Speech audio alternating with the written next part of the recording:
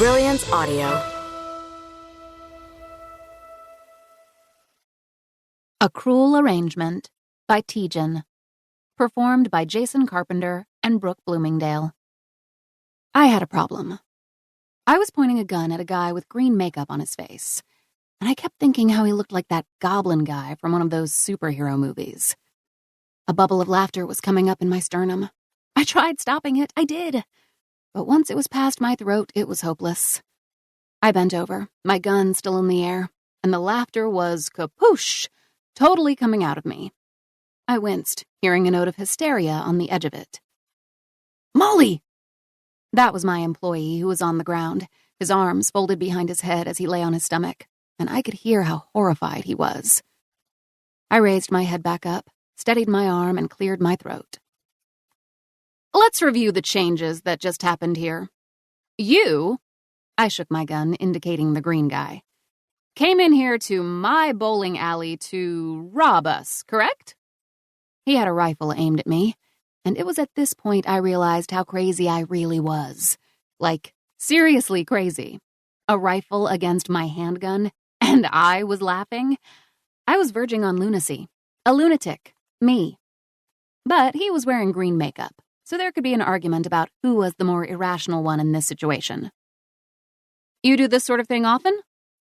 "Molly, my God!" That was from a different employee. "What are you doing?" We had a good situation here. Not the robbery, obviously, but what I'd built in this business, Easter Lanes. This was my place, my business. I was proud of what I'd done for the bowling alley when I took it over from my dad.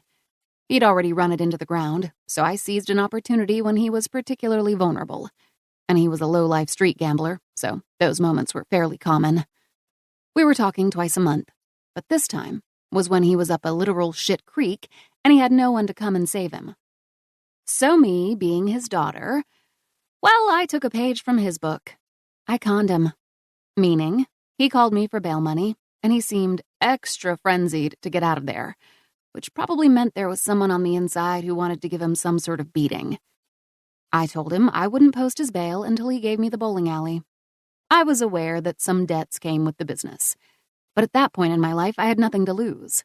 So I got the bowling alley, renovated what I could, and have continued renovating it over the years as profits got better. I paid off the bowling debts, but that was it. Anything to do with Easter Lanes was all mine. Added a whole pub part and gaming section so families could come here too. I made sure it appealed to all ages to maximize our customers. And it worked. This robber guy had no clue what he was threatening here. This was my life, my only life. This place was in my blood. And because of all that, yeah, I went a little unhinged when I looked up and saw a rifle pointing at me.